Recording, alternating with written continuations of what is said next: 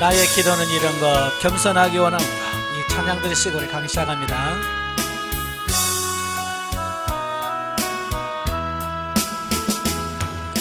나의 기도는 이런 것, 겸손하기 원하는 것, 제자들의 말을 지키신 주님 닮기 원하는 것. 나의 기도는 이런 것, 성결하기 원하는 것, 주 말씀의 생수를 마셔 정결하기 원하는 것. 나의 기도는 이것이니 주님 얼굴 비추시고 늘 깨어 기도하는 모세 주여 함께 하소서. 나의 기도는 이런 것, 소망 중에 거하는 것, 이 어두운 세상 속에서 든든 되기 원하는 것. 아멘. 기도하겠습니다. 은혜로우신 아버지 감사합니다. 오늘도 귀한 날 주시고 우리를 훈련의 장소로 인도하셔서 열왕기 하의 말씀을 같이 상고하게 하셔서 감사합니다. 하나님, 그 말씀을 상고할 때 그 말씀들이 우리에 주어진 영의 양식이 될 수 있도록 성령님 도와주옵소서. 시종을 맡겨오며 예수님의 이름으로 감사하며 기도합나이다. 아멘. 오늘 이 시간에는 열왕기야 16장입니다. 교재 254페이지 보시면 16장이 나오게 되어지는데요. 16장은 남유다의 12대 왕인 아하스의 악정과 우상재단에 대한 말씀을 합니다. 어쩌면 그 남유다 왕 중에서 가장 악한 왕이라고 할 수 있는 그 왕이 누구냐면 아하스라고 할 수 있어요. 1절부터 4절에 보면 남유다 왕 아하스의 통치인데요. 자, 요담에 의해서 16년 동안 유다 왕국을 통치한 그 12대 왕인 아하스에 관한 행적으로서 그는 다윗 왕가를 이은 역대 왕 중에서 가장 사악한 왕으로 평가되고 있다. 네, 그 이유는 뭐냐? 그가 몰록을 숭배했기 때문이다, 그 말이에요. 몰록이란 종교는 인신제사를 특징으로 하는 암몬 족속의 우상숭배로서 부모가 자기 아들을 불에 태워 바치는 제사의식을 지니고 있어서 하나님께서 최고로 가증 여기는 죄악이었다. 다른 데는 금오스라고도 하기도 하고요. 몰록, 밀곰이라고 하는 같은 이름이에요. 근데 같은 신인데 이렇게 지역마다 나라마다 좀 부르는 명칭이 다를 뿐인데요. 다 똑같습니다. 얼굴이 황소 모양으로 되어 있고요. 그 몸은 다 청동 구리로 만들어졌어요. 몸은 사람의 형상이고요. 그래서 이렇게 아이를 안는 듯한 이렇게 포즈를 취하고 있고요. 그래서 이 장작불 같은 걸로 이 손 같은 몸을 막 데핍니다. 빨갛게 달궈요. 그 다음에 그 달궈지면 그 팔에다가 살아있는 아이를 그냥 얹어버리는 거야. 이러니 하나님께서 기뻐하시겠어요? 그건 해서는 안 될 거거든요. 근데 그걸 남유다 왕인 아하스가 자기 아들을 그렇게 했단 말이에요. 그러니까 가장 사악한 왕이라고 별명을 붙일 수밖에 없는 거죠. 아무리 그러잖아요. 이 신에게 제사 드리는 것은 어떤 자기의 욕망? 그런 걸 위해서 하잖아요. 자기 자신의 욕망을 이루기 위해서 자기 살아있는 자식을 그렇게 제물로 바친다? 있을 수 없는 일이거든요. 근데 사람들은 자기 욕심에 끌려서 그렇게 한다고 말이에요. 하나님의 형상을 따라 창조된 인간의 생명을 경시하는 그 몰록 종교의 풍습은 율법에서 철저히 금지한 행위였다라는 겁니다. 따라서 이러한 죄악을 범한 아하스의 치하에서 남유다 왕국은 선왕 요담 치하에서 이룩한 번영을 순식간에 잃어버리고 아람과 북이스라엘의 침공을 당해서 영토 일부를 빼앗기는 처지에 놓이고 말았다. 그러니까 이건 하나님께서 심판이 즉각적으로 임하는 이런 부분을 보게 됩니다. 그러니까 하나님을 떠나면 바로 징계가 오는 거예요. 어찌 보면 이것도 사랑의 표현이거든요. 그죠? 예. 하나님께서 아예 관심이 없으면 죄를 짓든지 말든지 나중에 죽어서 지옥에 나가라 그러면 될 텐데 하나님은 그걸 원치 않으셔요. 그래서 즉각적으로 이런 하나님의 심판을 통해서 깨닫게 하시는 이런 부분을 보게 되죠. 자, 5절부터 9절까지 보면 아람과 북이스라엘 연합군의 남유다 진입. 당시 아람과 북이스라엘은요 그 반아수르 동맹 체제를 구축하고 있었습니다. 예. 자, 역사를 보면 항상 어떤 신흥 국가, 신흥 강대국이 형성이 되면 바로 그 옆에 있는 나라들은 견제하게 돼 있어요. 그죠? 지금도 마찬가지죠. 우리가 뭐 젊었을 때는 중국에 대해서 그렇게 미국이 신경 안 썼잖아요. 그죠? 왜? 그냥 미국, 러시아, 그때는 소련이라고 했죠. 소련하고는 경쟁에서도 중국은 그렇게 경쟁 상대가 아니었거든요. 근데 근래에 들어서 중국이 G2로 등장을 하면서 미국이 얼마나 중국이 지금 견제합니까? 그죠? 그래서 많이 견제하는 거잖아요. 바로 이런 것과 마찬가지로 바로 이 아수르라고 하는 강대국이 막 등장하기 시작하는 겁니다. 그러니까 옆에 있는 나라들이 긴장을 하게 되고 이제 거기에 대항하기 위해서 반아수르 정책을 피는 겁니다. 예. 그래서 지금 막 중국이 커가니까 미국하고 일본, 호주, 인도 여기 연합해서 우리 대항하자라고 하는 이제 쾌어인가요? 뭐 그걸 지금 하고 있잖아요. 자, 그와 같이 반아수르 동맹을 우리가 맺자 그래서 이렇게 다 맺은 겁니다. 예. 그런데 이 아하스 왕은요 오히려 친아수르 정책을 펴니다. 다 반아수르 정책을 피는데 이 아하스는 친아수르 정책을 피는 겁니다. 예. 그러니까 이 반아수르 정책을 피고 있는 아람과 북이스라엘 입장에서는 뭐요? 잘못하다가 뒤통수 맞게 생겼어요. 그죠? 미스터 치면 어려운 거야. 그래서 미리 저 남유다부터 먼저 치자. 그래서 아람과 북이스라엘이 연합군을 형성해서 남유다를 공격해 오는 겁니다. 자, 그러면 어떻게 해야 돼요? 회개하죠. 그죠? 전쟁이 나고 하나님 우리의 죄악이 뭡니까? 하고 회개해야 되는데 이 아하스는 회개하기보다는 바로 아수르의 왕 디글랏 빌레셀에게 충성을 맹세하면서 성전과 왕궁에 있는 보물들을 다 싸서 보내요. 그리고 우리를 도와달라는 겁니다. 예. 그래서 이와 같은 그 아하스의 원군 요청에 따라서 아수르가 출병해서 아람과 북이스라엘의 연합군을 격파해버려요. 예. 그래서 돈 좀 주고 문제는 해결돼요.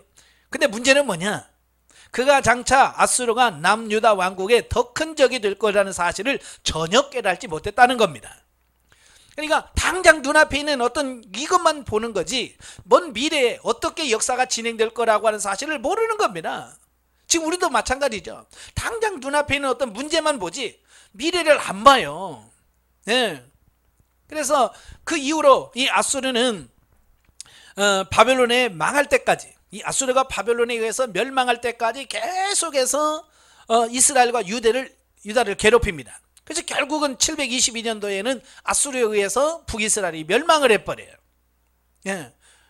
그리고 609년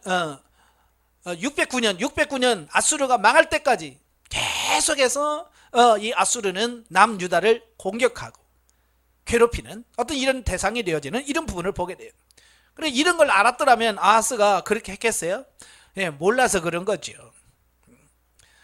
자, 한편 아하스 통치 시대에 활동하던 선지자 이사야는 아수르 제국을 의지하기보다는 오직 여호와께 도움을 구하라고 간곡히 충고하지만 전혀 받아들이지 않았습니다. 좀 하나님의 말씀을 들으면 참 좋을 텐데 고집이 얼마나 센지 아무리 선지자가 말해도 안 들어먹어요.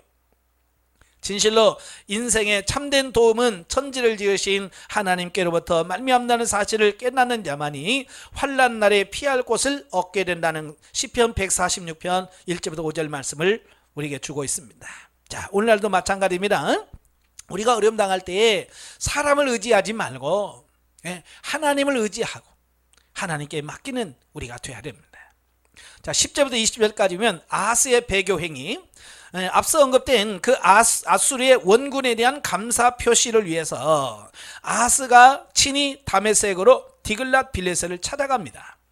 예, 바로 이때 이제 아람 나라가 아수르에서 아예 멸망을 해버리고요. 북이스라엘도 대부분의 많은 땅을 아수르한테 빼앗기는 그런 상태가 되죠. 그러니까 이 아하스가 감사의 표시로 다메섹을 방문합니다. 자, 그런데 그곳에서 본 우상의 제단을 모방하여 예루살렘 성전에 새로운 제단을 만들게 한 아하스는 솔선에서 각종 제사를 그 위에서 드렸다라고 하는 사실입니다. 그러니까 이 아하스가 이 아수르가 있는 거기 다메섹에 가보니까요, 그들의 신에게 제사 드리는 제단이 어마어마하게 크고요, 웅장한 거예요. 그러니까 이 아하스가 와 놀란 거예요. 왜냐하면 사실 솔로몬 성전에 있는 제단은 작잖아요. 그리고 꾸밈이 별로 없어요. 예, 왜냐하면 하나님께서는 뭐 이 외적인 모양이나 이런 꾸미는 게 중요한 게 아니잖아요. 하나님께서 구속사를 설명하기 위해서 번제단, 물두멍, 떡상 이런 걸 만들으라고 했지, 뭐 그걸 이렇게 화려하게 막 이렇게 하지 않았잖아요. 예? 근데 가서 보니까 어마어마한 막 규모도 크고 모양도 막 삐까번쩍한 거예요. 그러니까 어때요? 그걸 다 그리는 겁니다. 이제 식양을 그려요. 그래서 그대로 만들려고. 사실 이거 신전의 크기나 어떤 모양에서 능력이 나오는 건 아니잖아요. 그죠? 근데 사람들은 자꾸 어떤 그런 걸 의지하고 그래요. 그래서 뭐 예를 들어서 불교도 가보면 어느 절에 있는 부처가 크냐. 그죠? 그래서 막 부처상을 크게 만들고 막 웅장하게 만들고 막 또 금치라 놓고 막 우리가 세다 막 이러잖아요. 근데 그거 거기만 있을까요? 아니, 교회도 마찬가지예요. 교회도 똑같아. 건물이 몇 평이냐 뭐 이런 거 있잖아요. 그래서 강대상을 어떻게 꾸미느냐 뭐 이런 걸 가지고 신경을 많이 쓰죠. 물론 중요하죠. 그러나 거기에 있다고 그걸 크게 한다고 능력 있는 건 아니거든요. 그죠? 예, 아하스는 바로 그 제단의 어마어마한 규모를 보고 요즘 말로 깜놀한 거예요. 그래서 그걸 그리는 겁니다. 자, 결국 이란 행위는 율법에 규정된 성전 제사 제도를 아하스가 임의로 변경시킨 처사로서 여호와 신앙과 우상 숭배를 혼합시킨 범죄에 해당된다라고 하는 겁니다. 그러니까 하나님께서는 뭐예요? 이방신을 연구하지도 말고 본받지도 말고 따라하지도 말라 그랬어. 이제 그걸 갖다가 어때요? 성전에서 그걸 제단을 만들어서 어때요? 혼합시켜 버리는 거예요. 종교를. 우리도 마찬가지입니다. 절간에서 아무리 좋은 걸 한다고 해서 교회에서 받으면 안 되고요. 카톨릭 성당에서 좋은 거 한다고 해서 따라하면 안 되는 겁니다. 근데 요즘에는 그 영성 한다고 해서 많은 그 개신교 목회자들이 카톨릭에 가서 영성 훈련을 받고 와요. 카톨릭에서 운영하는 영성 훈련 프로그램에 갔다 와요. 그래서 개신교인데 어디 카톨릭식으로 영성을 하는 분들도 있단 말이에요. 그건 아닌 거예요. 개신교만의 영성이 있습니다. 그걸 우리가 바르게 아셔야 돼요. 한편 본문에서 우리는 아하스의 배교 행위에 동참한 것이 다름 아닌 제사장 우리아였다는 사실을 발견하게 되는데요. 그는 한때 하나님 앞에서 진실한 증인이었다고 칭찬받기로 했음에도 불구하고 어떻게 해서 이와 같은 잘못에 빠졌는지 쉽게 이해할 수가 없었다. 자, 이게 무슨 말이냐면 이 아하스가 그 제단, 다메섹에 가서 제단의 모양을 그려서 바로 보냅니다. 그러니까 그 왕이 도착하기도 전에 이 우리아라고 하는 대제사장이 싹 여호와의 제단을 치워버리고 그 아하스 왕이 보내준 그 식양대로 딱 만들어 놓는 겁니다. 참 이걸 보면서 너무 안타깝잖아요. 다른 사람이 잘못되면 제사장이 뭘 해야 돼요? 그건 아니라고 말해야 되잖아요. 우리 앞서 우시야 왕 때 그랬잖아요. 우시야 왕이 제사장만이 분양할 수 있는 곳에서 분양하겠다고 하니까 어때요? 제사장들 다 와서 막잖아요. 이거 안 됩니다. 이건 우리에게 주어진 거고 왕은 할 일이 따로 있습니다. 그러잖아요. 근데 우리아는 뭐예요? 그러지도 못하고 왕이 오지도 않고 그냥 그림 하나 딱 그려줬다고 그대로 만들어 놓는, 자, 이런 부분을 보면서 이건 뭐예요? 그래서 뭐 푸른 쌀알이라는 게 잘못됐고요. 이 정치 권력이라고 써야 돼요. 아마 정치 권력 앞에서 이미 권위를 상실해버린 영적 지도자였던 우리아는 현실과 타협함으로써 자신의 지위를 유지하려고 시도했던 것으로 추정됩니다. 다시 말하면 정치와 타협해버린 거예요. 종교가. 이건 아닌 거예요. 우리는 목숨 걸고 어떻게 해야 돼? 진리를 사수해야 돼. 아시겠죠? 네, 그게 목회자를 세운 이유잖아요. 17장은 북왕국의 멸망 및 시리아 땅의 인종 허락, 1절부터 6절 호세아의 통치와 북이스라엘 왕국의 멸망입니다. 이게 보면은 혼란을 거듭하던 북이스라엘의 마지막 19대 왕이자 이 호세아의 행적을 기록하고 있습니다. 그래서 약 210년간 분열 왕국 시대를 마감하고 역사의 무대 뒤편에 사라지는 북이스라엘에 대한 멸망에 대한 정치 외교적인 관점에서 서술하고 있습니다. 예, 그러니까 그 앞서서 반아수르 정책을 폈던 배가, 예, 그러니까 반아수르 정책을 피다 보니까 얼마나 힘들겠어요. 그죠? 예, 맨날 싸워야 되고 전쟁해야 되고 하니까 너무 힘든 거예요. 그러니까 그때 호세아가 그 베가를 반역해버리고 죽이고 지가 왕이 됩니다. 왕이 되면서 바로 친아수르 정책을 펴버립니다. 정책을 바꿔버려요. 지금까지는 아수르와 막 반대하고 대항했지만 이제는 아수르 편에 서버리는 겁니다. 그래서 9년 동안 자기 자신의 정권을 유지합니다.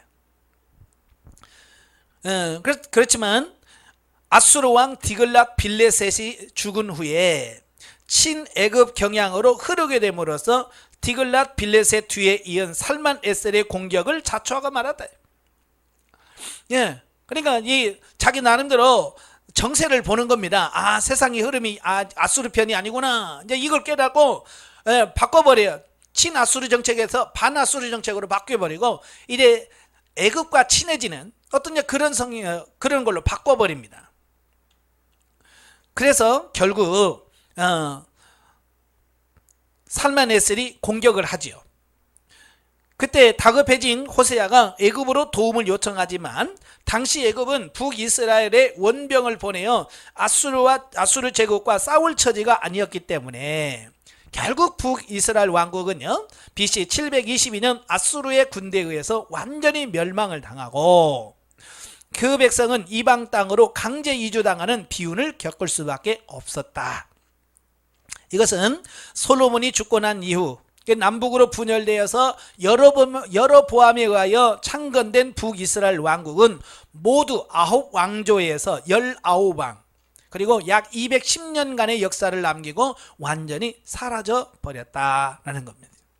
그러니까 하나님을 떠난 왕조는 이렇게 오래가지 못하고 결국 망하게 된다는 것을 말씀해 주고 있습니다. 저와 여러분들이 육신 중심으로 살면 결국 육이 망할 때 같이 망하는 거예요. 아시겠죠? 예, 그래서 우리가 육신 중심의 삶은 결국 망한다. 이걸 잘 기억하시면 좋겠고요.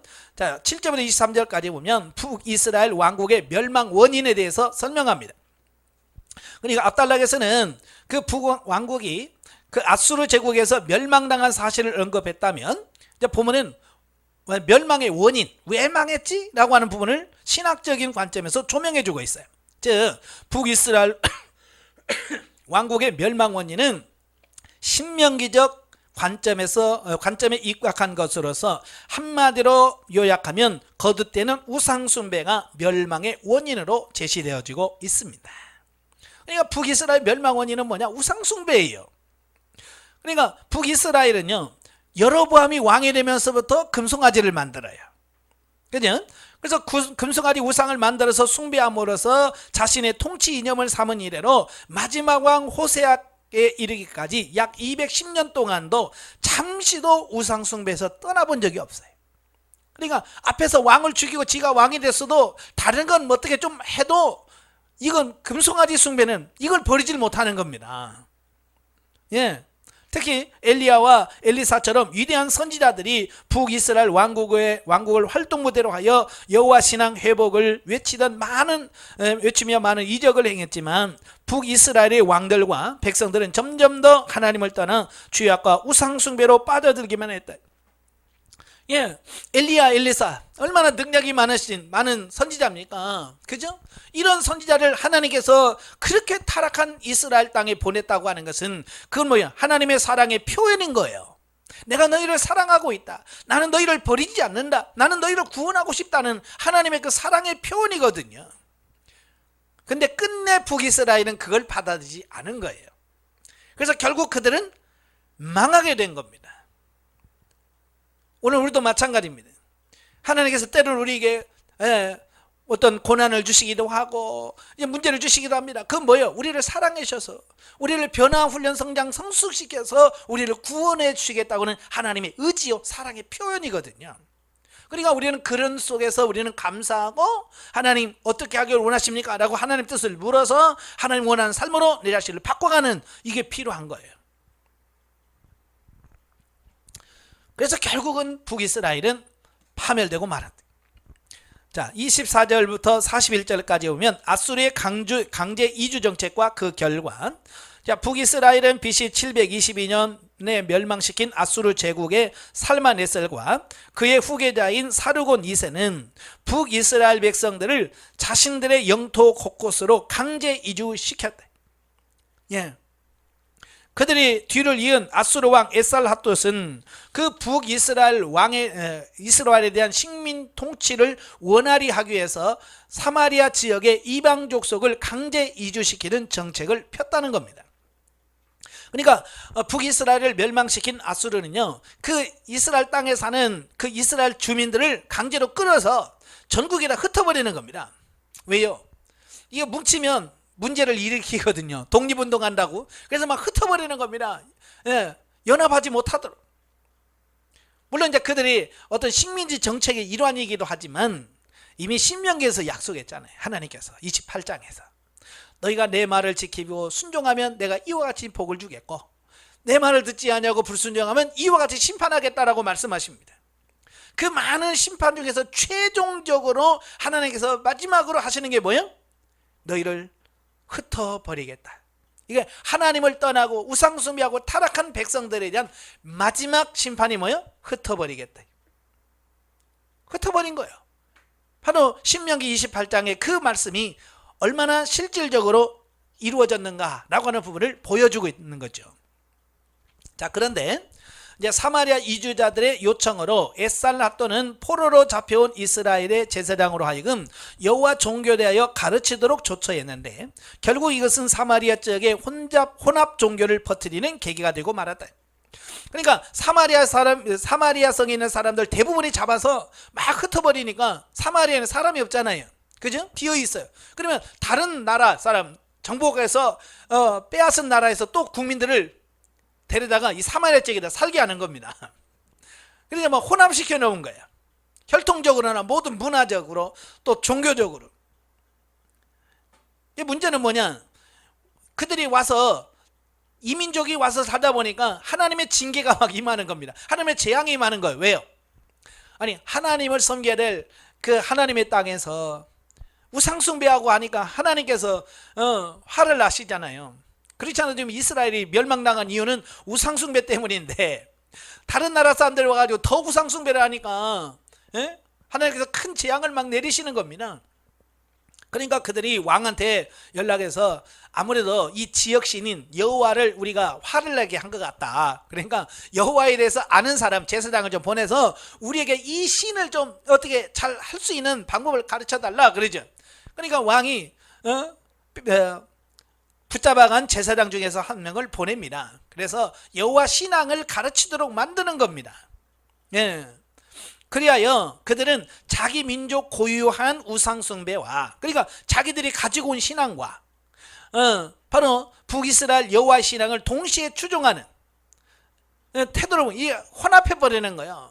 그러니까 자기들의 종교를 버리고 여호와를 섬겨야 되는데 자기 종교는 가지고 있고 또 여호와의 종교도 또 받아들이는 어떤 이런 부분인 거죠. 예, 바로 이와 같은 일이 벌어지게 된 이유는 사마리아 이주자들이 지니고 있던 지역신 사상 때문이다. 그래. 그러니까 인도라든지 이런 중동에 가서 복음을 전하면 그분들이 잘 듣는다고 그러잖아요. 예, 말도 안 끊고 잘 듣는데요. 잘 들으면서 아 그러냐? 그럼 그 신 참 좋은 신이다. 네, 나도 그 신 모시고 싶다. 그래서 그 집에 가면 이미 수백 개의 신들이 쫙 있는 거야. 그러니까 우리가 말하는 기독교 유일한 하나님만 섬기는 게 아니라 그들은 뭐야? 신을 많이 모시면 모실수록 좋다. 왜? 그 신마다 주는 게 다 다르거든요. 그때 당시는 뭐야?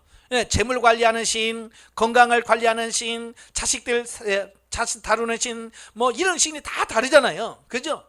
그러니까 이 신을 많이 모시면 모실수록 자기들에게 도움이 된다고 생각하는 거죠. 예. 바로 이제 그런 지역신적인 개념이 가지고 있잖아요. 예. 즉 고대인들은 비록 자기 족속이 대대로 섬기는 신이 따로 있다 할지라도 다른 지역에 가서 거주하게 되면 바로 그 지역을 지배하는 신도 섬겨야만 재앙을 면할 수 있다는 생각을 갖고 있었던 것이다. 예. 고대 사람은 다 그래요. 예. 옛날 우리도 그랬잖아요. 옆 동네 가면 옆 동네 신에다가 옆 동네 신이 따로 있어. 그때 관리하는 신에게 잘해야 돼. 예. 그래서 그 지역 신에다가 잘해야 돼. 그래서 여러분도 그러잖아요. 뭐 예수 안 믿는 사람은 그 다른 동네에 가거나 어디 산에 올라가서 밥 먹을 때는 항상 뭐예요? 고스레 그러잖아. 고스레 뭐 그 지역에는 귀신한테 밥을 주는 거야. 이거 먹고 나 해코지하지 마. 이러면서 고스레 그런단 말이에요. 이거 뭐냐? 지역신이란 말이에요. 내가 그 동네 낯선 동네에 갔으니까 그 지역의 신이 노예 가지고 나를 해코지하면 안 됐나? 그러니까 그에게 밥을 주면서 달래는 거죠. 이게 다 지역신적 개념을 가지고 있는 겁니다. 예? 근데 예, 기독교인도 가끔 그런 분들이 계셔요. 예, 저도 이제 그 옛날 시골에서 봄 가을로 교회에서 야외를 가요. 그래서 막 전교인들이 다 막 도시락 싸들고 저 산에 가서 야유회도 하고 막 게임도 하고 그러거든요. 그래서 점심시간 되면 이 권사님들이 꼭 밥을 떠가지고 꼬시래 가면서 던져주는 거야. 우리는 그것도 모르잖아. 그러니까 우리도 따라서 그냥 거스래 그리고 이제 밥 한 숟갈 떠가지고 던지고 막 그랬거든요. 나중에 보니까 그건 아닌 거야 이거. 이게 잘못된. 그러니까 그분들이 이제 어렸을 때 계속 불교 문화에서 막 이런 혼합 종교에서 살다 보니까 그게 자연스러울 줄은 모르지만 성경에서는 그런 게 아니잖아요. 그죠? 예, 우리도 그렇게 하면 안 됩니다. 예. 그러니까 다신론과 지역신 사상에 물든 사마리아 이주자들의 그 혼합주의적 태도로 인해서 북이스라엘 지방의 진정한 여호와 신앙은 오랫동안 잠체를 갖추게 되었고 마침내 바벨론 포로 시대 이후에 신약 시대에 이르기까지 사마리안들과 유대인들 사이에 적대 관계가 형성되는 결과마저 초래됐다. 그러니까 이들은 혈통적으로도 순수하지 않아요. 또 종교적으로도 순수하지 않은 겁니다. 예, 나중에 바벨론에서 돌아오지요. 그래서 돌아온 그들이 성전을 짓습니다. 그때 사마리아 사람들이 와가지고 뭐라 그래? 야, 우리도 같이 짓자. 우리도 하나님 섬기는데, 그러지요? 근데 유다 사람들이 뭐라 그래? 안 된다. 거부했어요. 그래야 많은 신학자들은 그들이 혈통적으로 순수하지 않아서 이방인과 섞여서 그렇다라고 말하는데요. 절대 그러지 않습니다. 하나님은요, 혈통적 이방인은요, 차별하지 않으셔요. 뭘 차별하시냐면 영적 이방인. 그죠? 그들의 신앙이 순수하지 않은 거예요. 예, 그들은 하나님도 섬기지만 자기들의 신도 섬기는 거야. 그러니까 순수하지 않은 그들과 같이 할 수 없기 때문에 거부한 거지. 단지 혈통적으로만 순수하지 않기 때문에 거부했다는 말은 맞지 않아요. 예, 아시겠죠? 저와 여러분도 마찬가지예요. 예, 순수한 신앙, 혼합되지 않는 그런 신앙과 믿음을 우리가 갖고 있어야 돼요. 자, 영적이 봅니다. 대부분 북쪽 이스라엘 왕들은 불순종과 죄악을 범하였는데 이는 우리들도 연약하여 범죄할 수 있음을 보여주고 있다. 그러니까 성경에 나오는 여러 왕들은 오늘날 이 시대에 살고 있는 우리들의 모습을 그대로 보여주는 예표와 모형과 그림자로 보여준 겁니다. 그러니까 이렇게 북이스라엘이 망했다는 말이에요. 망한 걸 보면서 우리에게 뭘 말씀하냐면 너희도 이렇게 살면 망한다. 그 얘기를 오늘날 저와 여러분들에게 주어진 말씀이에요. 그러니까 우리는 이걸 보면서 아이고 이런 나쁜 왕, 에이 안 됐다. 그러면 안 돼요. 혹시라도 나도 이 왕처럼 이렇게 하나님보다 세상 눈치 보면서 사람 눈치 보면서 살고 있지는 않는가. 이런 부분들을 잘 살피셔야 돼요. 그래서 그런 부분들을 빨리빨리 변화시키고 새롭게 만들어야 된다. 그걸 우리에게 말씀해 주려고 하는 거예요. 그래서 하나님은 우리의 연약함을 아시고 여러 가지 환경과 사건으로 훈련하시고 영적인 체험도 경험케 하여 점진적으로 변화되어서 거룩한 삶을 살도록 인도하시는 것이다. 우리가 주지해야 할 것은 현실 속에서 경험되어지는 신비한 체험들은 신앙의 본질이 아니므로 성령의 인도하심을 쫓아 행하면서 우리의 언행심사가 변화되어 영적 실제의 삶이 이루어져야 한다는 것이다. 예, 정말 중요한 게 뭐냐면 우리가 신앙생활하면서 여러 가지 각가지 체험을 할 수 있습니다. 죽었다 살아나는 체험도 할 수 있습니다. 그러나 그건 목적이 아닌 거예요. 그것은 뭐예요? 우리를 변화훈련 성장 성숙시키려고 하시는 하나님의 일련의 훈련 과정의 하나일 뿐이에요. 그러니까 그런 부분에 우리가 마음 뺏기면 안 돼요. 근데 오늘날 많은 기독교인들이 심지어 목회자들도 나타나는 현상 여기다 초점을 맞추고 그걸 추구하면서 산다 그 말입니다. 그래서 기도에 인도하라고 그러면 어떻게 하면 그들이 회개시켜서 하나님 앞에 바로 갈 거냐, 이걸 중심으로 하지 않아요. 얼마나 내가 많이 쓰러뜨리냐 막 그래가지고요, 예?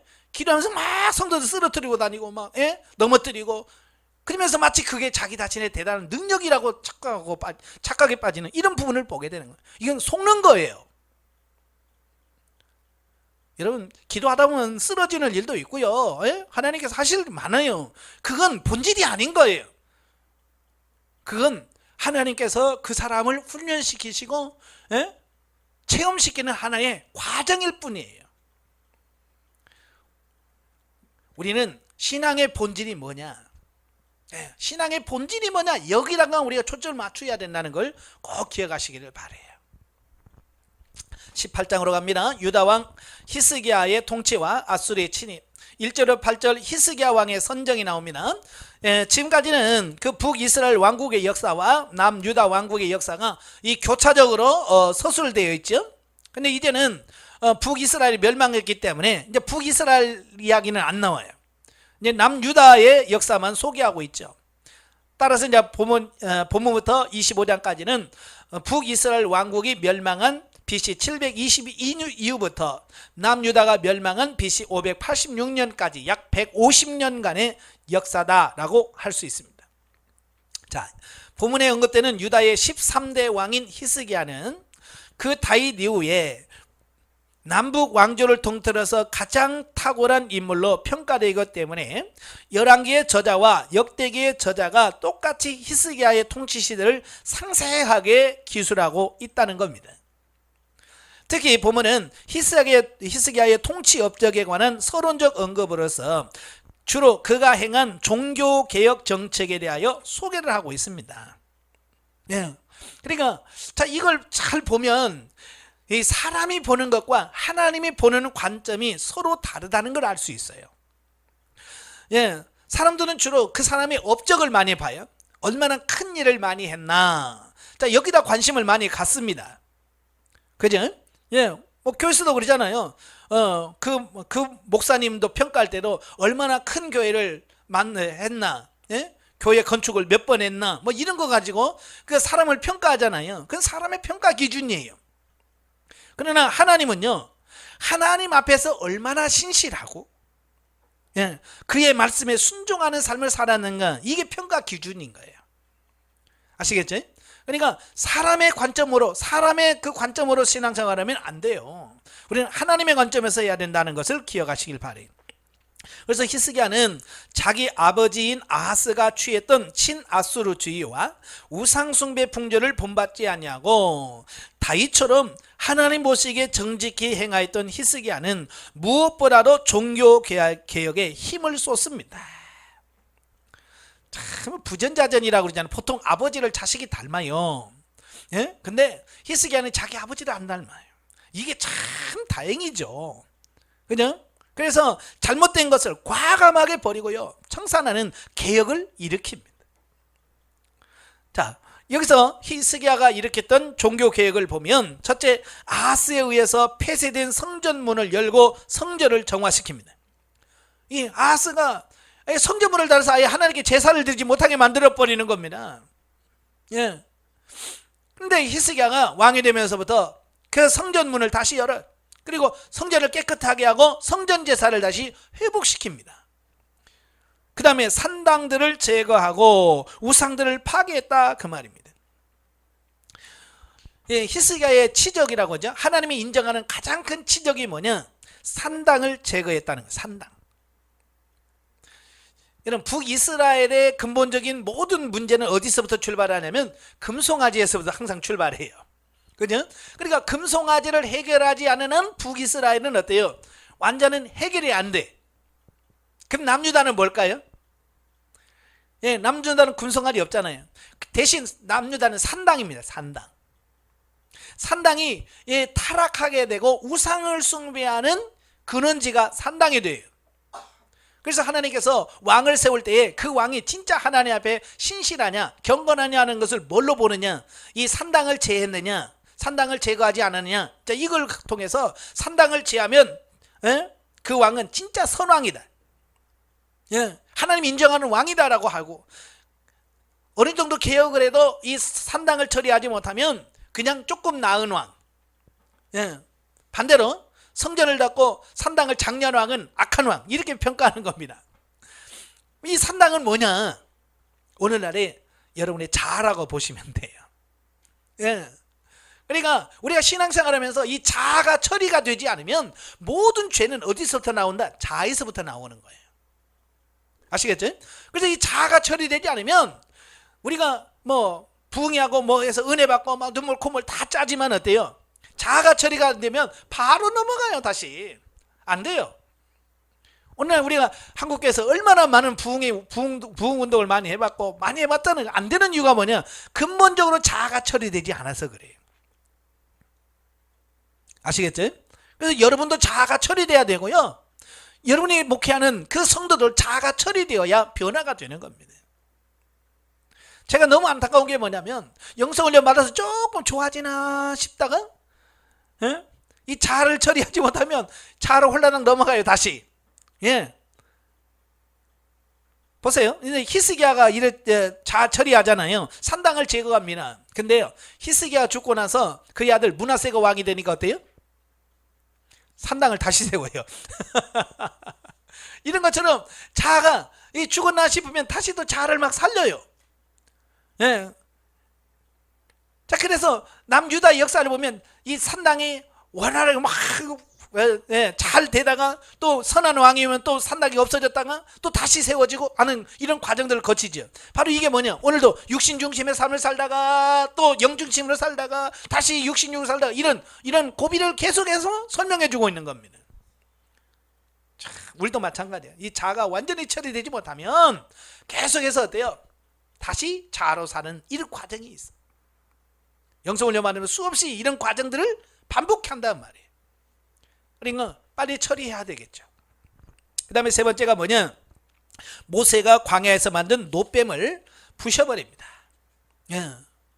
왜냐하면 사람들이 이 광야에서 모세가 만든 이 노뱀을 숭배했단 말이에요.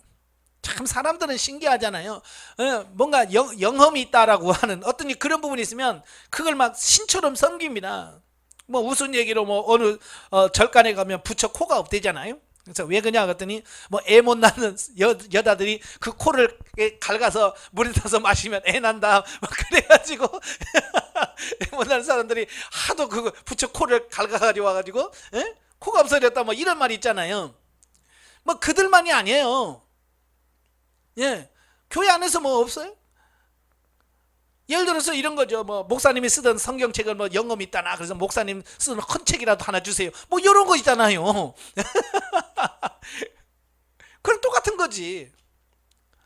이 노뱀은 그 불뱀에 물린 사람은 살리는 하나의 표시였잖아요. 근데 시간이 흘러가면서 이스라엘 사람들이 점점 그걸 이상하게 생각하는 거야. 그래서 뭐요? 애 못난 사람이 저것만 만져봐. 저 가서 기도만 한번 해봐. 그러면 애나 뭐 이런 소문들이 막 번지면서 이제 그게 하나의 우상이 돼버리는 거야. 하나님은 그 노뱀은 뭐야? 예수 그리스도가 십자가 달리실 것과 십자가 못 박혀 죽으심으로 우리를 구원하실 것의 예표였어요. 그런 뜻이 아니었는데도 불구하고 그들은 뭐야? 그 하나님의 뜻을 이해하지 못하고 마치 그것이 신비한 힘을 주는 것처럼 착각하면서 그것에 숭배하는 죄를 빠져버리는 거예요. 그래서 그냥 이건 노조각에 불과한 거야. 그래서 그냥 박살내버리잖아요. 여러분도 혹시라도 교회에서 그런 부분들이 조금이라도 있으면 어떻게 해야 돼요? 빨리빨리 부셔버려야 돼. 남겨두면 안 됩니다. 그 다음에 네 번째가 유월절을 성대하게 준수했습니다.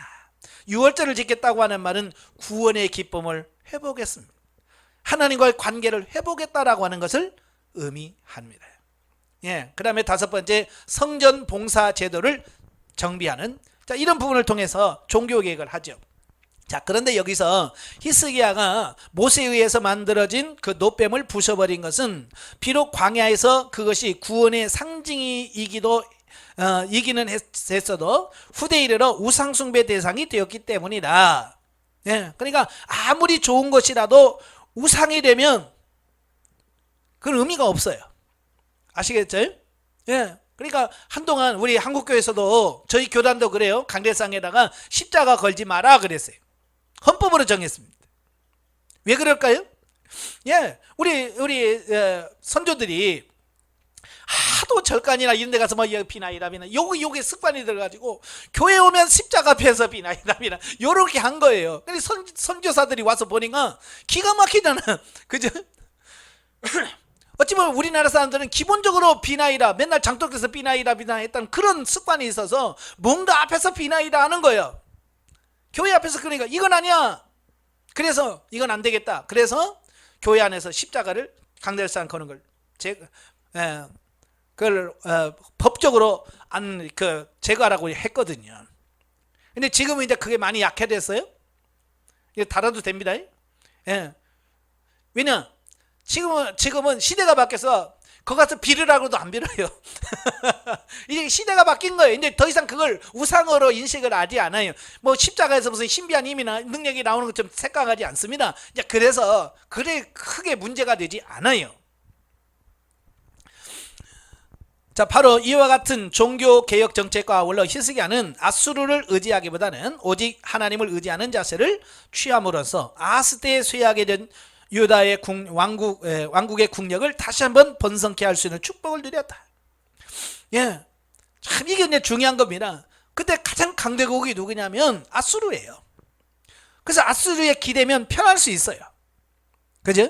그런데 이 히스기야는 그 아수르에 기대기보다는 하나님을 의지하고 하나님께 매어 달리는, 자, 이런 부분들을 보게 되는 거예요. 바로 그럴 때 하나님께서 힘주셔서 히스기야를 강하게 만드셨다, 그 말입니다. 자, 9절부터 31절에 보면 아수르 왕 사네립의 유다 침공. 자, 본문에서는 그 북이스라엘을 멸망시킨 그 아수르의 군대가 그로부터 약 8년 후에 유다를 침공한 사건이 언급되어지고 있습니다.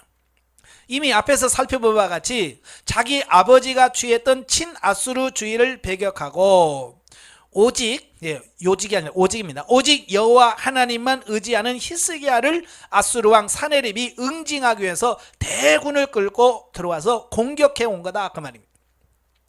그러니까 아수르의 입장에서 보면 괘씸하겠죠. 그의 아버지 아하스는 친아수르 정책을 피면서 아수르에게 친하고 아수르에 조공도 바치고 그러니까 좋았는데 갑자기 아들이 왕이 되면서부터 어때요? 그런 것도 안 되고 자기가 멀리하고 친하지 않으니까 화가 나겠죠. 괘씸하겠죠. 그러니까 대군을 이끌고 쳐들어오는 겁니다. 따라서 두 차례에 걸친 아수르 군대의 침공으로 히스기야는 엄청난 위기에 직면하게 되는데 사네립의 1차 침공 때에 보여준 타협적 자세와는 아주 대조적으로 2차 침공 때에 히스기야가 취한 신앙적 태도와 그 결과에 대해서 본문에서부터 19장까지 소개하고 있습니다. 그러니까 이게 무슨 말이냐면 1차 때 쳐들어오니까요, 이 히스기야가 놀래가지고요, 돈을 주고 위기를 모면합니다. 성전에 있는 보물, 왕궁에 있는 보물, 돈이란 돈은 다 긁어다가 왕한테 주면서 우리가 잘못했습니다 하고 돈을 줬어요. 근데요, 돈 받고 나서 또 쳐들어오는 겁니다. 그러니까 히스기야가 이건 돈으로 문제 해결되는 게 아니구나. 첫 번째 돈 줘봤더니 안 됐거든요. 그러니까 그걸 통해서 이제 내가 정말 의지하는 것은 하나님밖에 없다. 이게 뭐냐? 실패를 통해서 배우는 겁니다. 제가 늘 그러잖아요. 실패를 두려워하지 마라. 실패를 통해서 배우면 된다. 아시겠죠? 히스기야도 첫 번째 시도에서 실패했어요. 그래서 그다음부터는 이제 아니야, 돈 줘갖고 해결될 게 아니야, 하나님만이 이 문제를 해결할 수 있어. 그래서 하나님만 의지하게 되는 결정적인 계기가 1차 실패를 통해서 얻은 교훈이라, 그 말이에요. 자, 본문 9절부터 12절에서는 17장에서 언급된 북이스라엘 왕국의 멸망 기사를 다시 한번 소개하고 있는데요. 언뜻 보기에 불필요한 중복으로 여겨질 수도 있는 이러한 내용은 상당히 의도적으로 해석이 됩니다. 즉, 아수르 군대의 공격을 받아서 멸망당했던 호세아 왕과 북이스라엘과는 달리 두 차례에 걸친 아수르 대군의 공격을 받아도 거뜬히 승리한 히스기야 왕과 남유다에 대해서 언급함으로써 하나님 보시기에 악을 행하는 자와 그렇지 아니하고 정직히 행하는 자의 상반된 운명을 서로 비교하고 있는 겁니다. 예. 서로 비교하면서 분명하게 결과를 보라는 겁니다. 그래서 하나님을 믿지 않은 북이스라엘 망했다. 그 아수르에서 망했잖아요. 근데 어떻게 하나님을 의지한 히스기야는 살아났다는 겁니다. 이걸 통해서 분명하게 이게 차이가 있다는 것을 우리에게 지금 보여주고 있는 겁니다. 같은 이스라엘 백성이라도 이렇게 차이가 있습니다. 그래서 본문에서 발견하는 교훈이 뭐냐? 첫째는 히스기야가 하나님 보시기에 정직히 행하며 선정을 베풀고 종교 계획을 취하였음에도 불구하고 아수르 군대의 침공으로 위기에 처하게 된 것은 하나님의 백성들에게는 언제나 만사형통한 길만을 열려 있는 것이 아님을 깨닫게 준다. 오히려 히스기야가 친아수르 정책을 펼치지 않고 하나님만 의지한 것이 사내림의 침공을 초래하게 된 원인으로 작용했듯이 성도가 불의한 세상 속에서 하나님의 뜻대로 살려고 하면 뜻밖의 고난을 겪게 되는 법이다. 예, 제가 늘 기복신앙이 문제라고 하는 말을 많이 하죠. 예, 바로 이런 거예요. 자, 예수님을 믿고 영성을 한다고 문제가 안 생기는 거 아닙니다. 어떻게 보면 더 생길 수 있어요. 우리가 영성훈련 하기 전보다도 지금이 더 어려울 수도 있고 영성훈련 하기 이전보다 더 많은 문제를 당할 수 있습니다. 왜냐하면 바로 우리를 만드시고 변화훈련 성장 성숙시키려고 하시는 하나님의 훈련이 개입하셨기 때문에 그렇습니다. 그래서 우리가 영성훈련을 받으면서 고난받는 건 이건 저주가 아니에요. 이건 하나님의 복인 거예요. 우리를 변화훈련 성장 성숙시키려고 하시는 하나님의 손길인 거예요. 그래서 제가 늘 말하죠. 고난에 감사해라. 왜냐하면 이건 저주가 아니고 우리를 변화시키려고 하시는 하나님의 섭리이기 때문이다. 그랬죠. 여러분도 고난에 감사하시길 바라요. 예.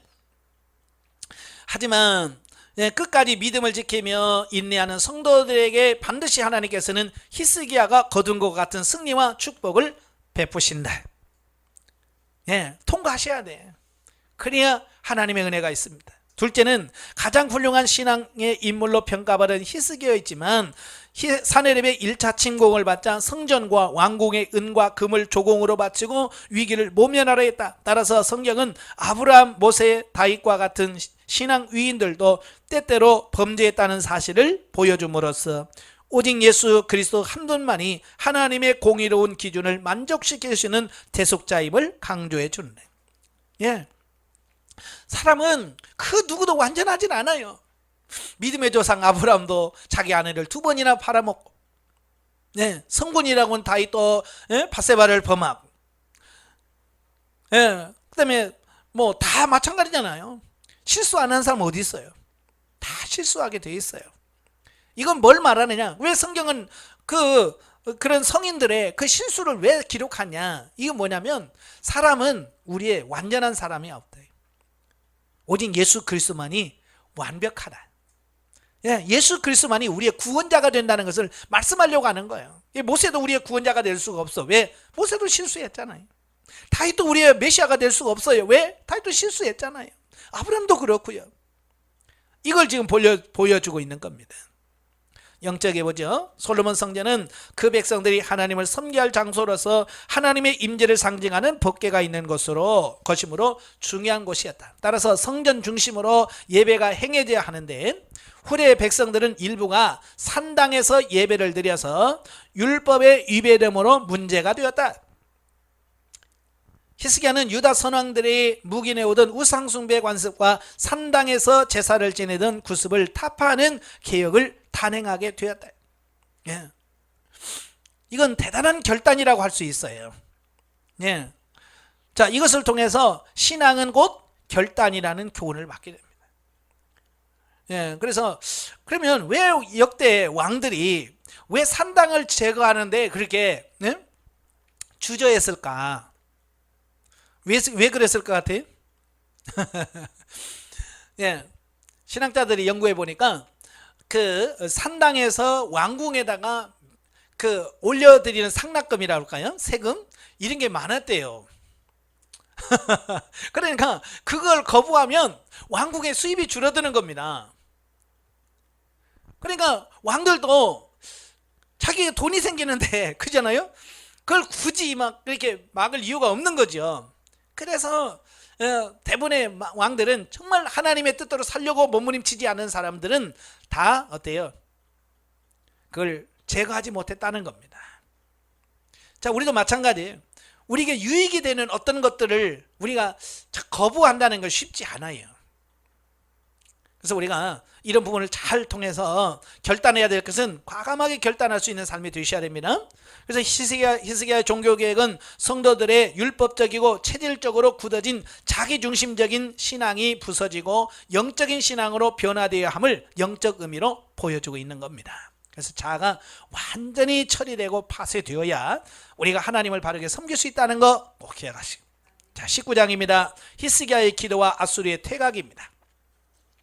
1절부터 7절 이사야 선지자의 기도를 요청한 히스기야. 그 아수르 왕 사네립의 신하 랍사게로부터 지독한 협박과 그 조롱을 받은 히스기야가 아무 대꾸도 하지 말도록 지시한 다음에 굵은 베옷을 입은 채 자신은 성전에 들어가고 신하들을 그 선지자 이사야에게 보내어 기도를 요청합니다. 따라서 이와 같은 히스기야의 태도는 뭐냐? 아수르 군대 1차 침공을 당했을 때 취한 태도와 매우 대조적인 것으로서 아마 세상적인 방법으로는 이 문제를 해결할 수 없다는 것을 아는 겁니다. 예, 이건 돈을 줘도 이건 근본 해결책이 되지 못한다는 걸 아는 겁니다. 그래서 그는 오직 여호와 하나님께 도움을 간구하는 것만이 유다 왕국을 지킬 수 있는 유일한 최상의 방법이라는 사실을 그는 철감했어요. 그래서 그 위기 상황에서 자기도 기도하지만 선지자에게 하나님께 좀 기도해서 하나님 말씀을 좀 들어달라고 요청을 하게 되는 이런 부분들을 보게 됩니다. 한편 히스기야의 기도 요청을 받은 이사야 선지자는 그 랍삭의 유혹과 조롱을 전혀 두려워하지 말도록 격려하면서 아수르 군대가 엉뚱한 풍문을 듣고 철수하게 될 것이고 아수르 왕 역시 본국에서 반역을 당해 피살당할 것이라고 예언을 해줍니다. 자, 이걸 통해서 하나님은 기도하는 사람에게 반드시 응답해 주신다. 이걸 우리에게 가르쳐주고 있습니다. 그래서 우리가 믿고 기도할 수 있는 그런 삶이 되셔야 됩니다. 오늘도 목회하면서 우리가 힘들고 어려울 때 우리가 할 수 있는 것은 뭐예요? 예, 하나님에 엎드리는 거예요. 왜요? 세상적인 방법으로 안 되니까. 저도 참 교회가 목회하면서 어려운 적이 많았었거든요. 근데요, 참 기도 외에는 다른 방법이 없더라고요. 육신적인 방법 안 돼요. 찾아가서 밤새 빌어보기도 하고 뭐 해도 안 돼요. 하나님께 기도하셔야 돼요. 8절부터 19절까지면 사네립의 편지와 히스기야의 기도. 자, 보면은 하나님의 약속에도 불구하고 눈앞의 사태는 전혀 호전되지 않았고요. 오히려 아수르 왕 사네립으로부터 즉각적인 항복을 권유하는 편지가 히스기야에게 전달됩니다. 따라서 이와 같은 상황 전개는 히스기야로 하여금 다시 한번 성전에 올라가서 하나님께 간절한 기도하도록 만드는 계기가 되었다는 겁니다. 이건 뭘 말하냐면 기도에서 바로 응답이 없다고, 그러니까 문제 해결이 바로 안 된다고 낙심하지 말라는 거예요. 분명 이사야 선지자를 통해서 뭐라고 했어요? 사네립이 풍문을 듣고 본국으로 돌아갈 것이고 거기서 죽을 거라고는 응답을 받았잖아요. 그런데 또 사네립이 또 편지 써가지고 협박을 하는 겁니다. 아니, 문제가 풀릴 줄 알았더니 또 더 심해지는 겁니다. 그래서 우리는 뭐 해야 되냐면 하나님의 때를 기다려야 돼요. 오늘 내가 해줄게 라고 해서 오늘 당장 그게 해결되는 게 아니라는 얘기예요. 하나님의 정하신 때가 돼야 돼요. 많은 분들이 실수하는 이유가 뭐냐, 기도하고 실수한 이유가 뭐냐면 오늘 기도했어요. 하나님께서 내가 해결해 줄게 그러면 아멘 하면 바로 해결될 줄 알아. 안 해요. 그게 2, 3일 걸릴 수도 있고요, 한 달 후에 해결될 수도 있고, 이건 1년이 걸릴 수도 있어요. 그때는 누가 정하냐? 하나님이 정하시는 거예요. 그러니까 우리는 뭐예요? 그 하나님의 약속이 이루어진다는 것을 예? 믿으니까 길이 참고 기다릴 줄 아는 인내가 필요한 거예요. 근데 많은 분들이 인내를 못해요. 인내하시길 바래요. 때가 돼야 돼. 다. 한편 본문에서 소개되는 히스기야의 기도는 여러 가지 면에서 우리가 본받을 만한 요소를 지니고 있는데요. 기도의 자세는 히스기야는 사네립의 신성 모독적인 편지를 하나님 앞에 펴놓고 기도했는데요. 이것은 자신의 모든 문제를 낱낱이 하나님께 아뢰기 위한 기도 태도라. 예, 그러니까 히스기야는 하나님이 딱 펴놓고 하나님 보셨지요? 자 이렇게 말하는데요 라고 일일이 하나님께 올려드리는 기도를 하는 겁니다. 오늘 여러분도 마찬가지예요. 여러분이 당하는 모든 문제들을 그냥 보고 형식으로 하나님께 어때요? 지금 이렇습니다 라고 올려드리는 기도가 필요한 거예요. 아시겠죠? 자, 그 다음에 기도의 대상이 누구냐? 히스기야는 하나님의 유일성과 창조주 되심을 고백하면서 천지 만물을 창조하신 하나님만이 우리의 기도에 응답할 수 있다는 능력을 지니고 계신다. 네, 다른 신은 응답할 수 있는 능력이 없잖아요. 그 다음에 기도하는 이유는 뭐냐? 히스기야는 사네립에 의해서 하나님의 이름이 비방받은 것에 의분을 느껴서 기도했다는 겁니다. 다시 말하면 자기 문제 때문에 기도하는 것이 아니라 어떻게 저 이방인이 살아계신 하나님의 이름을 이렇게 비방할 수 있겠는가? 그지? 자기 육신의 문제 해결을 위해서 기도한 것이 아니라는 겁니다. 그러니까 성도의 기도는 자신의 어려움을 호소하기 위해서만이 아니라 하나님의 이름과 나라가 더 널리 증거될 수 있도록 하기 위해서 기도할 수 있는 사람이 되어야 된다. 네 번째, 기도의 목적. 히스기야는 아수르 군대로부터 구원받기를 간구하면서 그것으로 인해 하나님의 영광만이 드러나기를 소망했다. 성도들이 드리는 모든 기도의 목적은 궁극적으로 하나님의 영광만을 나타내기 위한 것이어야 된다는 것을 말씀해 주고 있습니다. 그러니까 기도는 내 마음대로 내가 하고 싶은 대로 한다고 해서 응답받는 게 아니에요. 하나님이 원하시는 대로, 하나님이 구하시는 방법대로 기도해야 응답받을 수 있다는 것을 말씀해 주고 있습니다. 그래서 우리가 이 히스기야의 기도를 잘 보시고요, 우리도 히스기야처럼 이런 기도하는 삶이 되셔야 돼요. 근데 대부분의 성도들은요, 이런 기도 안 해요. 그냥 부르짖으면서 목이 터지라고 기도하니 전부 다 뭐요?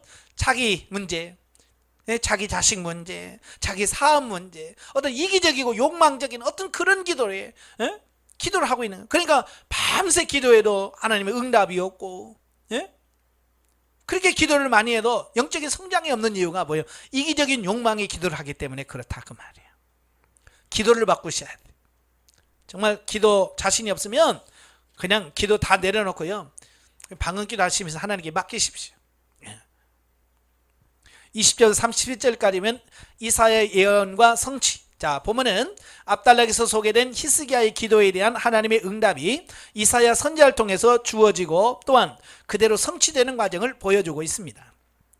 하나님께서는 위기 속에서도 흔들리지 않고 간절히 기도하는 히스기야에게 사네립과 아수르의 멸망을 선언하시는데, 바로 이것은 그들의 교만에 대한 하나님의 심판이었다라는 겁니다. 그러니까 그 사네립, 사실은 하나님의 그 징계의 도구로, 북이스라엘을 치는 징계 도구로 선택되어진 사람이 누구냐? 아수르와 사네립이거든요.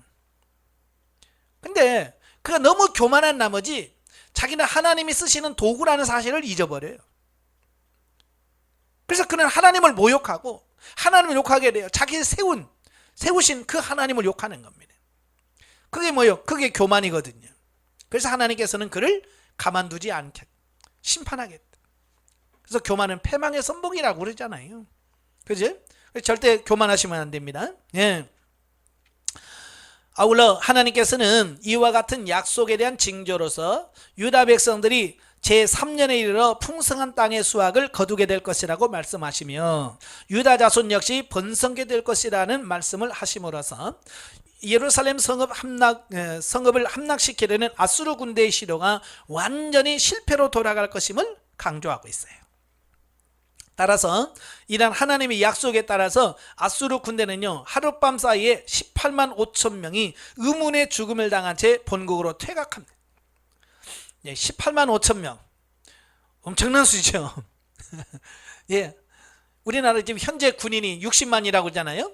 60만 대군이라고 하면 거의 3분의 2, 우리나라 지금 현역 군인의 3분의 1에 해당되는 숫자예요.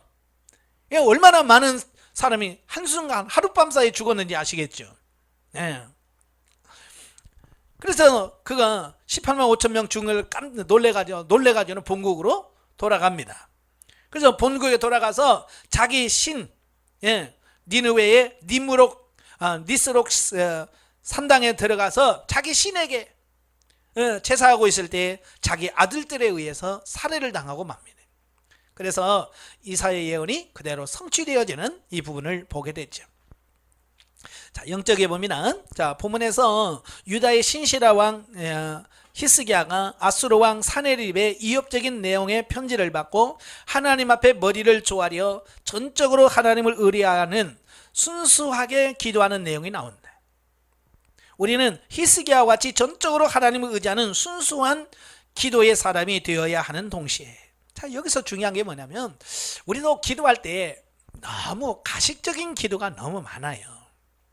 그죠? 한번 여러분 보세요. 전지전능하시고 천지를 창조하신 네, 좋지요. 그런데 너무 가식적이지 않나요? 예, 하나님은 그냥 그렇게 낱낱이 이렇게 상황을 알려드리는 게 참 중요해요. 그래서 여러분도 기도하시다가 누구하고 싸운 일이 있으면 그냥 싸움에 대해서 그냥 사실대로 보고하면 되는 거예요. 하나님 이렇고요, 이런 일이 있었는데요, 그 사람이 나한테 이렇게 요구를 하더라고요, 그래서 난 이렇게 했는데요 하나님 그러면서 이 있는 그대로 올려드리는 기도를 하셔야 돼요. 이게 순수한 기도거든요. 그 다음에 깊은 영적 사랑의 관계에 들어가야 한다. 우리는 기도를 통해서 하나님의 임재를 체험하고 주님이 하나님의 뜻을 구했던 바와 같이 하나님의 뜻이 우리 가운데 이루어지길 구해야 한다. 그러니까 히스기야는 자신의 뜻이 아니라 하나님의 뜻이 이루어지고 하나님의 뜻이 성취되길 위해서 기도했잖아요.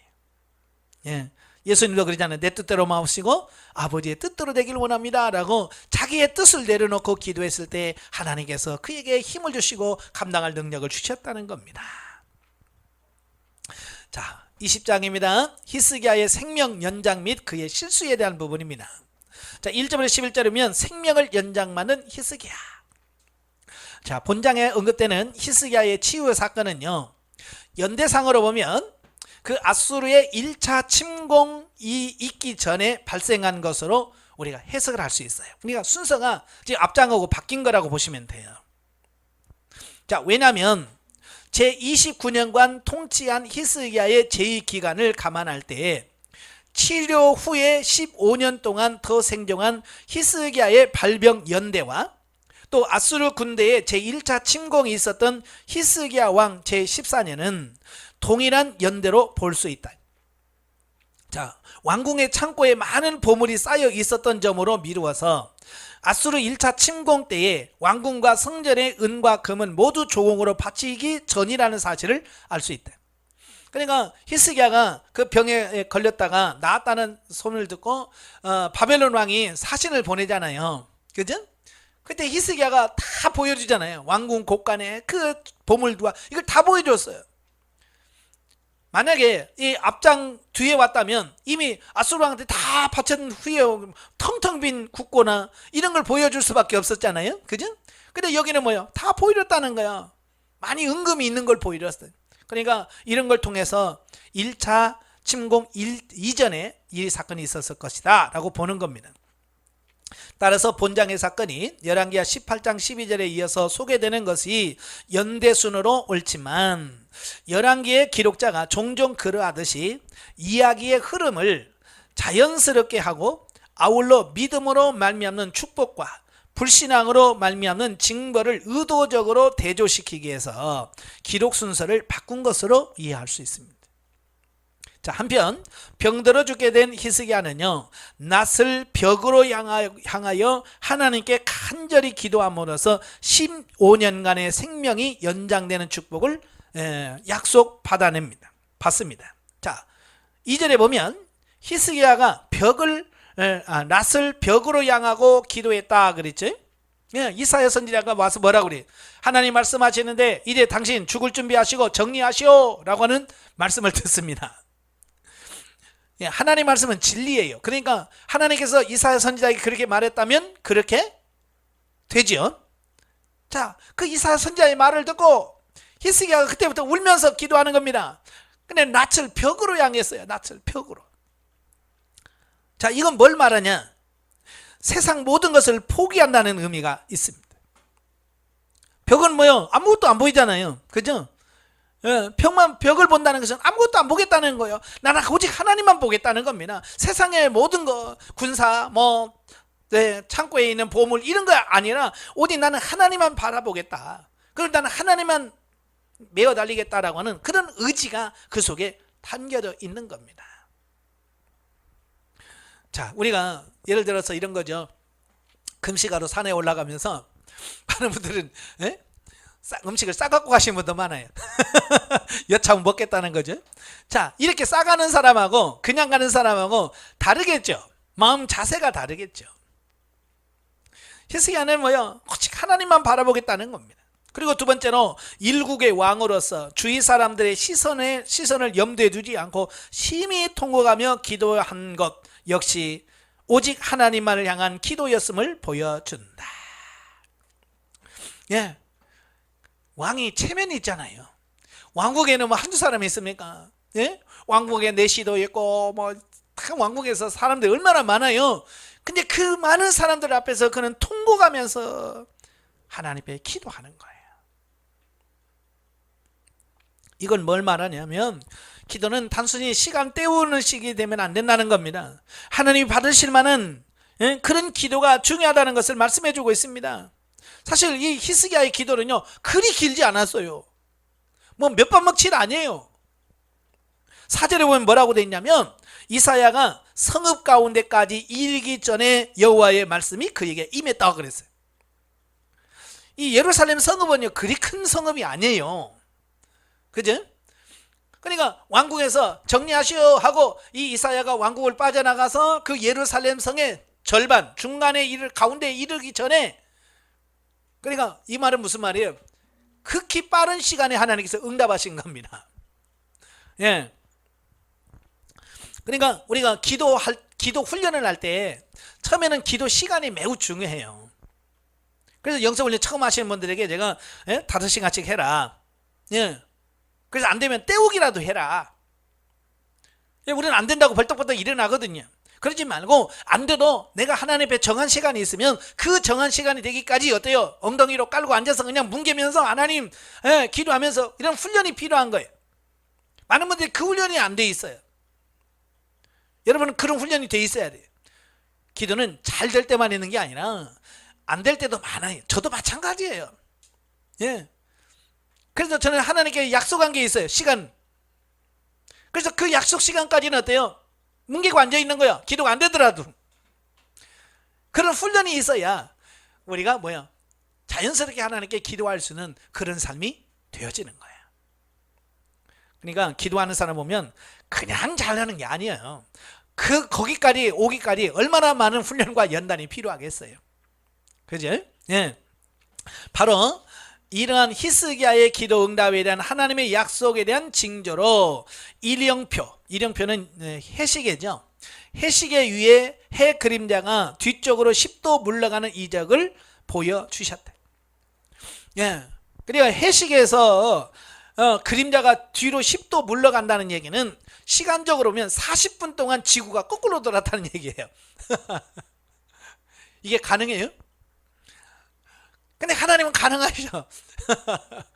이미 지나갔던 시간을 뒤로 물려버려요. 이건 하나님만 하실 수 있는 거죠. 이건 뭘 말하냐? 하나님께서 히스기야에게 내가 이런 지구를 돌릴 수 있는 시간을 되돌릴 수 있는 능력이 나한테 있다.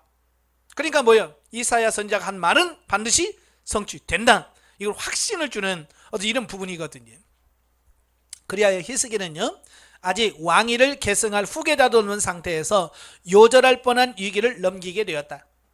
그는 약 3년 후에 므낫세를 얻을 수 있었다. 사실 이렇게 히스기야가 정말 하나님 앞에 벽을 향하여 간절히 기도할 수밖에 없었던 이유 중에 하나가 뭐냐면 후계자가 없었던 거예요. 예. 아마 이 히스기야는 그렇게 눈물 흘리면서 뭘 붙잡았을까요? 다윗의 언약. 다윗의 언약을 붙든 겁니다. 하나님 등불을 끄지 않으라고 말씀했잖아요. 이거 우리의 왕의 대를 끊지 아니하고 계속 이어가겠다고 하나님이 약속해 주지 않아요 라고 하나님의 약속을 붙든 겁니다. 그래서 그가 병에서 나은 지 3년 후에 므낫세를 낳아요. 그래서 므낫세가 히스기야 죽고 난 다음에 유다의 왕이 되어지죠. 근데 므낫세가 그렇게 살 줄 알았으면 히스기야가 그렇게 기도했겠어요? 여러분도 그러죠? 자식 새끼가 그렇게 속새길 것 같으면 그렇게 힘들게 낳았고 길렀겠어요? 모르니까 그냥 열심히 키웠겠죠. 다 키워놓으면 지가 잘나서 큰 줄 알고 부모도 몰라보고 그러죠. 예. 참 그래요. 그래서 저는 이걸 보면서 차라리 므낫세를 안 낳았으면 역사가 어떻게 됐을까?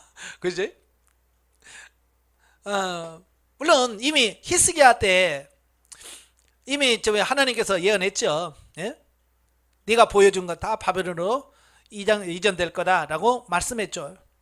근데 그 뒤에 계속했더라면 역사가 달라졌겠죠. 근데 므낫세가 55년 동안 왕노를 하면서 히스기야가 그렇게 세워놓은 모든 것을 다 허물어버리는 거예요. 허물어진 산당을 다시 세우고 성전에서 바알 우상을 세우고 온갖 나쁜 짓은 다 해요. 참 이런 걸 보면서 우리가 자식을 낳는 것도 중요하지만 자식을 영적으로 바르게 세워서 하나님의 말씀대로 잘 살게 하는 것도 더 중요하지 않을까라는 것을 보게 돼요. 자, 11절 21절까지 보면 히스기야의 교만과 그 결과, 보면은 히스기야의 병이 고침을 받은 이후에 발생한 사건으로 히스기야가 병들었다는 소문을 들은 바벨론 왕 부르닥 발라단이 위문 사절단을 예루살렘으로 보냅니다. 바로 그에게 히스기야는 왕궁의 보물고와 군기고를 모두 보여주며 자신의 부귀영화를 자랑하는 어리석음을 범하였다라는 겁니다.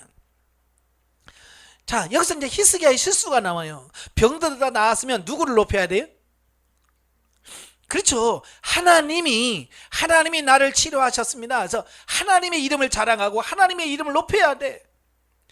근데 부르닥 발라단이 보낸 그 사신들 앞에서 뭘 보여줘요? 왕궁 보물 창고를 보여주고 군기고를 보여주면서 내 힘이 이렇게 세, 내 능력이 이렇게 많아, 나 이렇게 돈 많아, 이걸 보여줬다는 겁니다. 이건 우리도 흔히 범하는 실수입니다. 아시겠죠? 야, 예를 들어서 여러분이 어디 아파요. 그래서 기도해서 나았어요. 그럼 사람들이 이거 어떻게 나았어요? 그러면 여러분 뭐라고 그래? 내가 말이야 기도를 40일 동안 하는데 그러면서 내가 얼마나 죽을 고생했는 줄 알아? 하나님이 고쳐준 게 아니라 자기가 얼마나 고생하고 얼마나 기도했는지 자기를 나타내. 이 히스기야가 이거는 다를 바가 뭐 있어요? 하나님의 능력을 자랑하고 하나님의 하나님의 크심을 자랑하고 하나님의 이름을 높여야 되잖아요. 보세요. 우리 예를 들어서 교회 부흥시킨 목사님들 간증할 때 보면 하나님 말로는 그냥 하나님이 그래요. 근데 결국은 뭐냐면 자기들이 썼던 인간적인 방법, 그렇죠? 그걸 노하우라고 밝혀요. 예, 그거 배우는 거 좋죠. 그러나 정말 중요한 것은 뭐냐면 하나님의 역사하심, 그게 나타나야 돼요. 간증할 때도 내가 나타나면 안 되고 하나님이 나타나셔야 돼요. 하나님이 하셨다고. 근데 히스기야는 그걸 놓친 거야. 하나님이 하셨어요, 이걸 놓친 거야. 왜? 그들은 하나님을 모르는 자들이고요, 그들이 왜 왔는지 알잖아요. 사실은 이 바벨론인 한참 이제 커가는 나라고, 아수르는 이미 강대국이고, 그러니까 이 바벨론하고 아수르는 계속 싸우는 단계에 있어요. 근데 이 바벨론은요 약해요 아직. 그러니까 어쨌든 이 히스기야하고 손을 잡아야 어때요? 힘이 날 거 아니에요. 약한 사람끼리 우리끼리 뭉치자. 근데 히스기야가 그렇게 자기 편 들었는데 갑자기 죽어버리면 안 되잖아요. 그래서 위로의 사절단을 보낸 거거든요. 그러니까 히스기야가 보여준 이유가 뭐예요? 나 이렇게 건강해, 나 건재해, 내가 힘 있거든, 그러니까 우리 손잡자 이거죠. 사실은 하나님만 의지했어야 되는데, 그죠? 바로 이제 이게 실패의 원인이 돼버린 거예요. 그래서 역대기 기자 역시 이런 히스기야의 처사를 뭐라고 하냐면 마음이 교만하여 그 받은 은혜를 보답지 아니함은, 역대하에서 그렇게 말하고 있어요. 그는 하나님께서 자신에게 얼마나 놀라운 은혜를 베푸셨는지를 증거하기보다는 금은보화를 자랑하면서 마치 그 모든 것이 스스로의 힘에 의해 이룩된 것인 양 교만했던 것이다. 따라서 이와 같은 히스기야의 교만에 대해서 하나님께서는 이사야 선지자를 통하여 그가 자랑하던 모든 보물이 바벨론에게 약탈당하게 되면 물론이고 그의 자손들 중에는 바벨론 왕궁의 환관이 되는 자도 생길 것이라고 말씀하심으로써 궁극적으로 유다의 멸망을 선언하게 된 거예요. 이걸 통해서 뭘 가르치냐? 이만큼 교만이 무섭다. 그걸 가르쳐 주는 겁니다. 한편 이사야 39장 1절 8절에서 언급되고 있는 이 사건의 발단이라고 할 수 있는 바벨론 왕 부르닥발라단이 사절단 파괴는 다분히 정치적인 의도가 있다.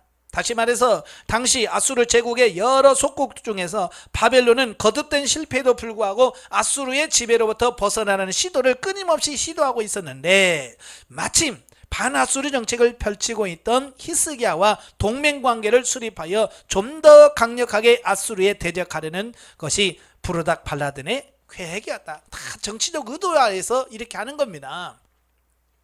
그리하여 약 100년간 지난 BC 605년에 이르러 마침내 바벨론은 아수르와 애굽을 제쳐놓고 새로운 근동지방의 강대국으로 위세를 떨치게 되었고, BC 586년에는 예루살렘을 함락시킴으로써 유다 왕국마저 멸망시켜버림으로써 본문에 나오는 예언이 그대로 성취되어지는 부분을 보게 됩니다. 하나님 말씀은 진리예요. 그래서 100년, 1000년이 지나도 하나님 말씀은 그대로 성취되어지는 부분입니다. 자, 영적 이해 보죠. 다윗 이후에 하나님을 의지하는 왕 히스기야는 병이 들어 생을 마감해야 하는 절박한 상황 가운데 놓였을 때 눈물로 간구하고 15년의 세월을 연장받아 살게 되었다. 그러나 그는 자신에게 문병을 온 바벨론의 사절단에게 궁의 모든 것을 보여주는 실수를 하므로 국가적으로는 유다 왕궁의 속사정을 이방 나라에 드러내고 지금까지 인도하신 하나님의 은혜보다 자기를 과시하는 교만을 나타내는 잘못을 범하였다. 그 죄의 대가는 히스기야의 아들 므낫세를 통해서 드러나게 되었다.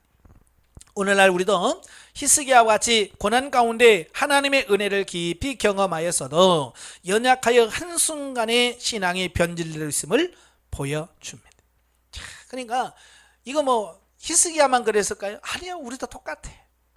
그래서 우리가 늘 예수님이 깨어있으라고 말하는 이유가, 우리가 정신 차리지 않고 깨어있지 않으면 우리가 히스기야처럼 이런 실수를 범할 수밖에 없다는 것을 보여주는 겁니다.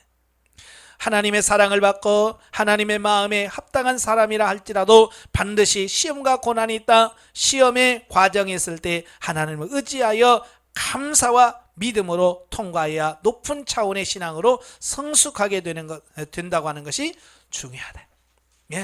그리고 영성훈련 받아서 고난이 없어지는 게 아니에요.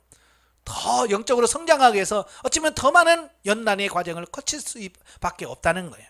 그러니 고난에 감사하시고 환난에 감사하고 문제에 감사하시길 바래요. 자, 우리가 영 중심의 삶을 산다 할지라도 우리의 영혼이 온전히 거룩한 것은 아니다. 그렇죠? 100%는 아니에요. 그래서 사도 바울이 고린도전서 10장 12절에 뭐라고 했어요? 선줄로 생각한 자는 넘어질까 조심해라. 그래서 항상 우리가 교만하면 반드시 그 다음은 넘어집니다. 그래서 교만하지 않는 것이 중요해요. 자, 우리는 믿음의 선진들의 삶을 거울 삼아 늘 겸손함으로 허리를 동이고 영적 전쟁의 전방에 서서 지속적인 승리의 생활을 이루어 가야 할 것이다. 아멘. 승리하시길 바랍니다. 기도하겠습니다. 은혜로우신 아버지, 오늘 열왕기하의 말씀이 바로 이 시대에 사는 우리들에게 주어진 하나님의 말씀인 줄로 믿습니다. 그 말씀을 가슴에 새기고 정말 하나님 앞에 바로 세워지는 우리가 되어지게 하옵시고, 행여라도 히스기야처럼 교만해서 넘어지는지 않도록 항상 우리를 붙들어 주시고 인도해 주옵소서. 예수님의 이름으로 감사하며 기도합나이다. 아멘. 하나님께 영드립니다.